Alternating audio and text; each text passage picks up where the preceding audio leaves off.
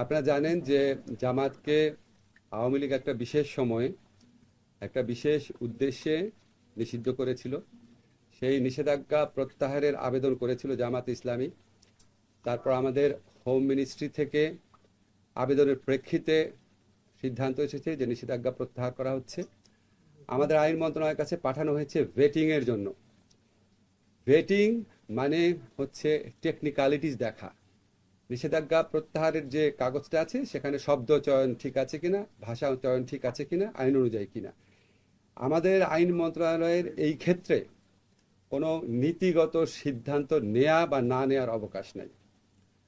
এখন আপনারা বলতে পারেন যে জামাতের নিষেধাজ্ঞা প্রত্যাহারের ব্যাপারে স্বরাষ্ট্র মন্ত্রণালয় যে সিদ্ধান্ত নিয়েছে ওটার প্রেক্ষাপটটা কি। আপনারা সবাই জানেন যে আমাদের সমাজে কিছু মহল থেকে বহু বছর যাবৎ জামাত ইসলামীকে নিষিদ্ধ করার দাবি উঠত, বহু বছর যাবৎ। আমি ঠিক বেঠিক ওখানে যাচ্ছি না। আওয়ামী লীগ কখনোই এটা করে নাই, কখনোই করে নাই। 15 বছর ক্ষমতা আছে, কখনোই করে নাই। তারপর তারা এমন একটা বিশেষ মুহূর্তে এটা করেছে, যেটা তখন ছাত্র জনতার বিপ্লব চলছিল, গণ অভ্যুত্থান চলছিল। তারা এই ছাত্র জনতার গণ অভ্যুত্থানকে সন্ত্রাসী কর্মকাণ্ড, জামাত, বিএনপি, জঙ্গিদের সন্ত্রাস এইভাবে আখ্যায়িত করে এই আন্দোলনকে নির্মমভাবে দমন করার চেষ্টায় রত ছিল। নির্মমভাবে দমন করার চেষ্টায় রত ছিল, এটা বহু প্রমাণ আপনারা বহুভাবে পেয়েছেন। এবং আমাদের স্বরাষ্ট্র মন্ত্রণালয়ের পক্ষ থেকে পরীক্ষা করে দেখা হয়েছে তারা যে সন্ত্রাসী হিসাবে জামাত, বিএনপি, জঙ্গিকে আখ্যায়িত করেছিল, ওই ন্যারেটিভের পার্ট হিসাবে তারা জামাতকে সন্ত্রাসী সংগঠন হিসাবে হঠাৎ করে ঘোষণা করে একটা প্রজ্ঞাপন জারি করে। আমরা তো আওয়ামী লীগ যে ছাত্র জনতার গণবিপ্লবকে সন্ত্রাসী কর্মকাণ্ড বলতে চেয়েছে, সেই ন্যারেটিভের পার্ট তো আমরা হতে পারি না। আমরা মনে করি আওয়ামী লীগ কোনো নীতিগত অবস্থান থেকে জামাতকে নিষিদ্ধ করে নাই। আওয়ামী লীগ রাজনৈতিক অপকৌশলের জন্য ছাত্র জনতার বিপ্লবকে নির্মমভাবে দমন করার জন্য এই ইস্যুটাকে এইভাবে ব্যবহার করেছিল। আমরা ছাত্র জনতার গণ অভ্যুত্থানে পরাজিত এবং প্রত্যাখ্যাত একটি দলের অন্যায় ন্যারেটিভের পার্ট হতে পারি না। এটাই হচ্ছে আমাদের বক্তব্য। এবং আমাদের স্বরাষ্ট্র মন্ত্রণালয় থেকে তারা পরীক্ষা নিরীক্ষা করে দেখেছে, আওয়ামী লীগের পক্ষ থেকে ছাত্র জনতার গণবিপ্লবকে যেভাবে সন্ত্রাসী কর্মকাণ্ড আখ্যায়িত করা হয়েছিল, জঙ্গি কর্মকাণ্ড আখ্যায়িত করেছিল, এটার পার্ট হিসাবে জামাতকে নিষিদ্ধ করা হয়েছিল। এই ন্যারেটিভটা সত্যি না, সেটা ছাত্র জনতার বিপ্লব ছিল। ছাত্র জনতার বিপ্লবকে সন্ত্রাসী হিসেবে আখ্যায়িত করা, কর্মকাণ্ড হিসেবে আখ্যায়িত করা, সেটা একদম দলের উপর চাপিয়ে দেওয়া, তাকে নিষিদ্ধ করা, আমরা এই মিথ্যা ন্যারেটিভের পার্ট হতে পারি না। এটা হচ্ছে আমার বক্তব্য। ঠিক আছে, বলেন, এই ইস্যুতে প্রশ্ন করেন, অন্য কোনো ইস্যু না।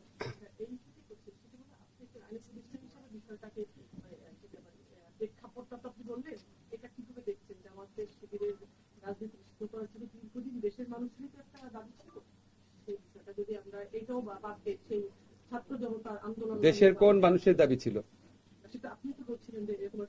আপনি বলেন, আপনি তো প্রশ্ন করছেন কোন মানুষের দাবি ছিল। আমি তো বলেছি কিছু মানুষের। কাদের দাবি ছিল? কাদের দাবি ছিল আপনি বলেন। আপনি তো সাংবাদিক, আপনি জানেন কাদের দাবি ছিল। না না না, ওই সময়টা বাদ দিয়ে জামাত ইসলামকে আগে নিষিদ্ধ করার দাবিটা কাদের ছিল?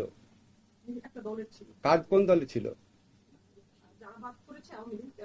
আওয়ামী লীগের নিষিদ্ধ করার দাবি ছিল। আওয়ামী লীগ 15 বছর ক্ষমতা ছিল, করে নাই কেন? তার মানে তো তাদের বদ মতলব ছিল। 15 বছর তারা ক্ষমতায় ছিল, তারা তাদেরই সহযোগী সংগঠন বিভিন্ন মহল থেকে তারা এই ধরনের দাবি তুলেছে।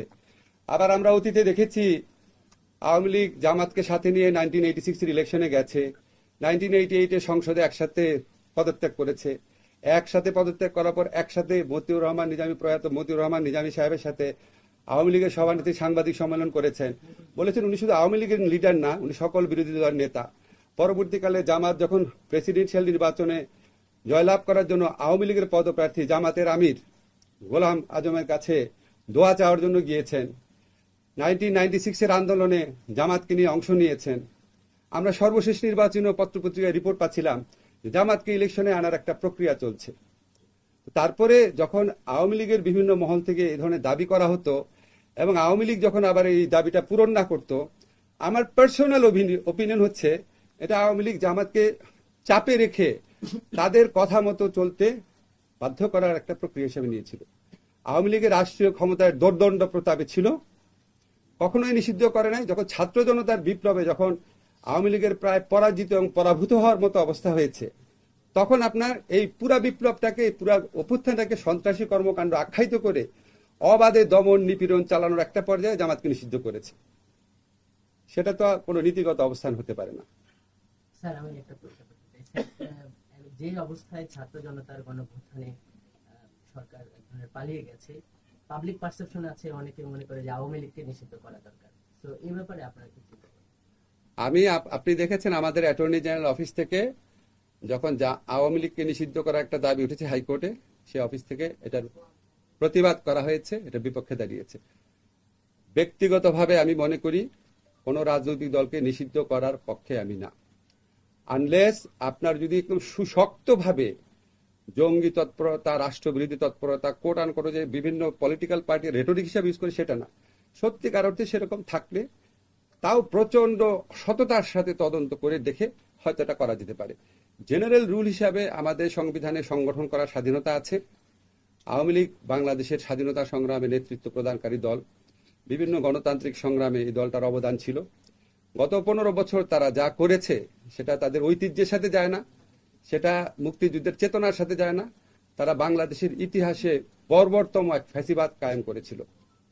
এই কর্মকাণ্ডের জন্য ব্যক্তিগত দায় থাকতে পারে, লিডারদের সামষ্টিক দায় থাকতে পারে, বা দল হিসাবে, ব্যক্তিগতভাবে আমি বলছি, দল হিসাবে আওয়ামী লীগ মানে নিষিদ্ধ করা দল হিসাবে মনে হয় না সমীচীন হবে। স্যার, আমি একটা প্রশ্ন করতে চাই।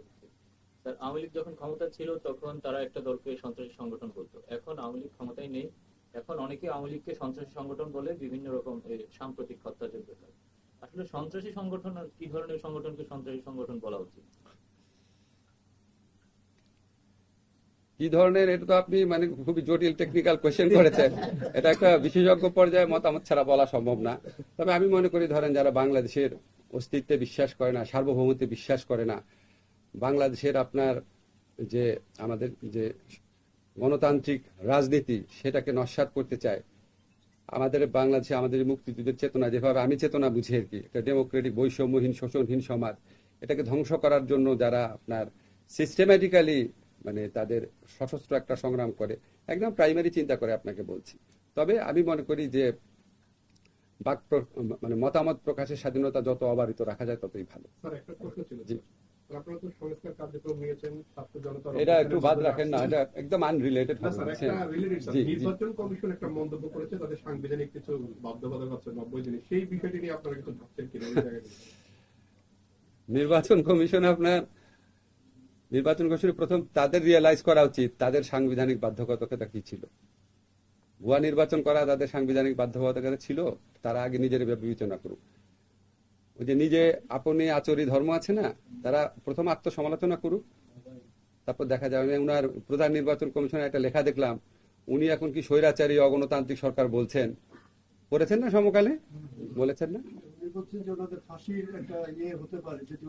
না না না, উনি আগের সরকারকে কি ঘোষণা করেছেন, স্বৈরাচার বলেছেন না?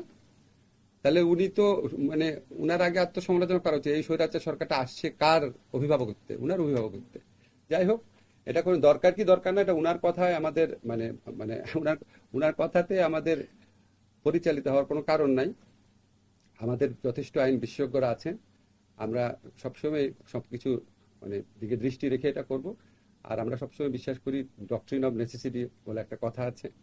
তারপর আপনার আমাদের সংবিধান পরিবর্তনগুলো কিভাবে হয়েছে সেটা নিয়েও কোর্টে মামলা আছে।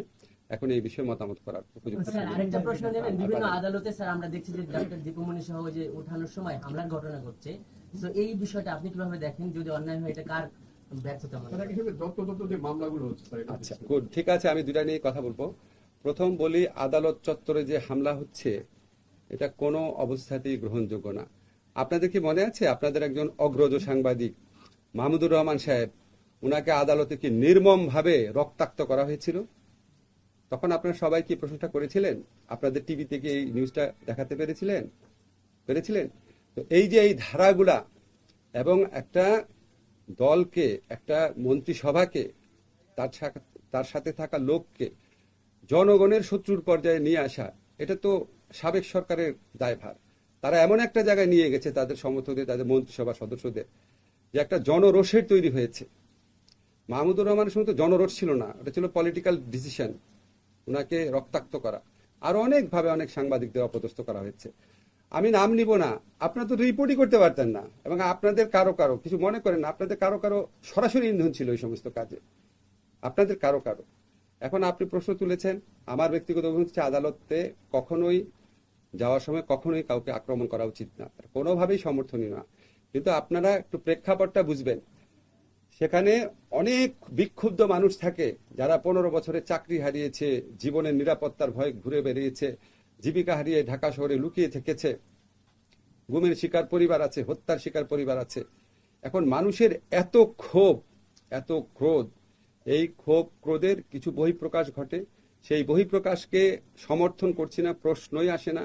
কিন্তু আপনাদের এটাও ভাবতে হবে, আমি যখন পুলিশ প্রশাসনের সঙ্গে কথা বলেছি যে আপনারা যথেষ্ট বাধা দিচ্ছেন না কেন, যথেষ্ট বাধা দিলে তারা যদি, আপনার যারা বিক্ষুব্ধ জনতা আছে তাদেরকে যদি তারা যথেষ্ট পরিমাণ বাধা দেয়, বা যদি ধরেন কোন রকম যদি শক্তি প্রয়োগ করে, তখন তো আবার আপনার এটা অন্যদিকে মন নেবে।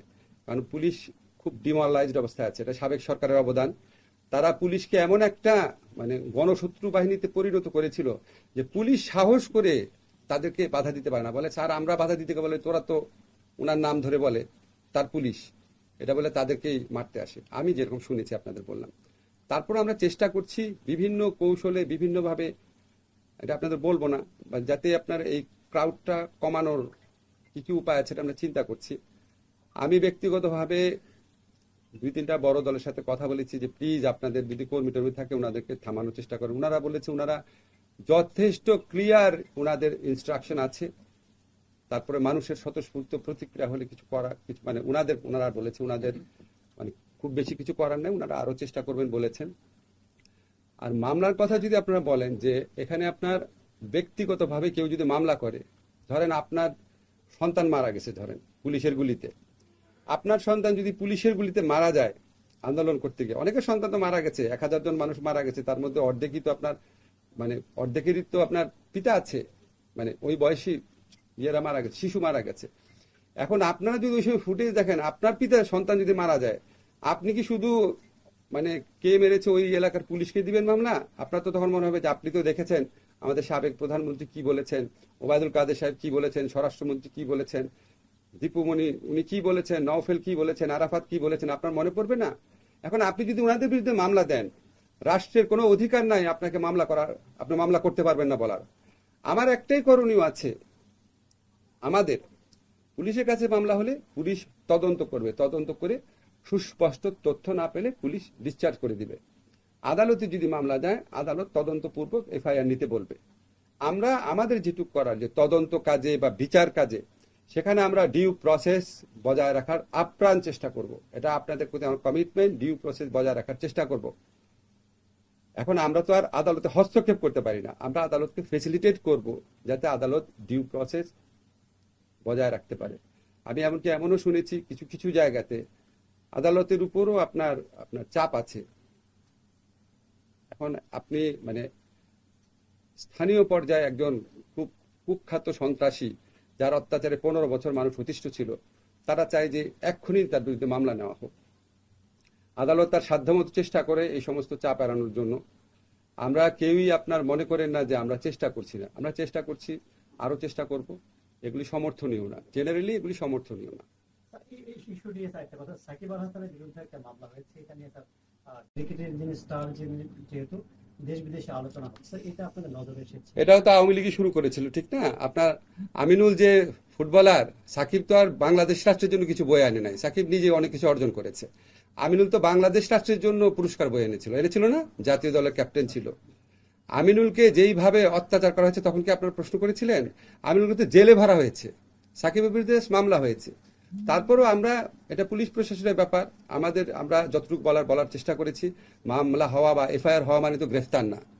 আমার বিশ্বাস আমাদের স্বরাষ্ট্র মন্ত্রণালয় থেকে উদ্যোগ নেওয়া হবে যাতে কেউ অতি উৎসাহিত হয়ে গ্রেফতার না করতে যায়, বুঝছেন না? আর আপনি যদি কম্পারেটিভ ফিচার যতগুলো আপনারা প্রশ্ন করেছেন সবকিছুর জন্মদাতা হচ্ছে আওয়ামী লীগ। আমি কি বাড়িয়ে বলছি? সবকিছু কোনটা কোন এক্সাম্পল চান? এবং তারা এমন একটা পর্যায়ে, আপনারা তো জানেন যে every action has some reaction, না ইকুয়াল রিয়াকশন বলে কিছু রিয়াকশন হয়, সেটা আমরা পছন্দ করি না, কিন্তু এই রিয়ালিটিটা তো বুঝতে হয় যে এটা তো আউট অফ দ্য ব্লু আসে নাই, আউট অফ দ্য ব্লু আসে নাই। যখন আমিনুলকে গ্রেফতার করা হয়েছে, দিনের পর দিন জামিন দিচ্ছিল না, দিনের পর দিন জামিন দিচ্ছিল না। আমি নিজে শুধু প্রথম আলোতে কলাম লিখেছি, আমি আপনাদের কাউকে লিখতে দেখি নাই আপনাদের পত্রিকায়।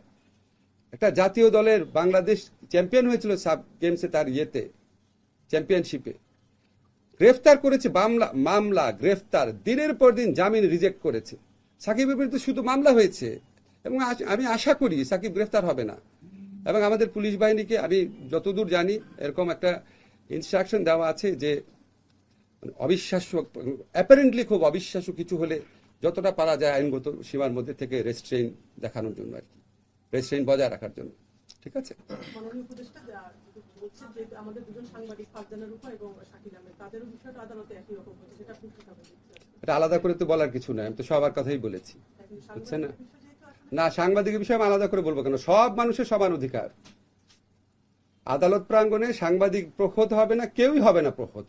এমনকি আদালত প্রাঙ্গণে যদি আপনি খুনের দায়ে অভিযুক্ত, কি বলবো, গণধিকৃত কোনো ব্যক্তিও যদি গ্রেফতার হয়, তাকেও আদালত প্রাঙ্গণে আক্রমণ করা যাবে। সাংবাদিকের স্পেশাল প্রিভিলেজ পাওয়ার তো কিছু নেই। আমাদের সংবিধানে সাংবাদিক অসাংবাদিক কোনো ভাগ করা হয়নি। কেউ কোন রকম জুলুমের আক্রমণের শিকার হবে না, এটাই হচ্ছে আমার বক্তব্য।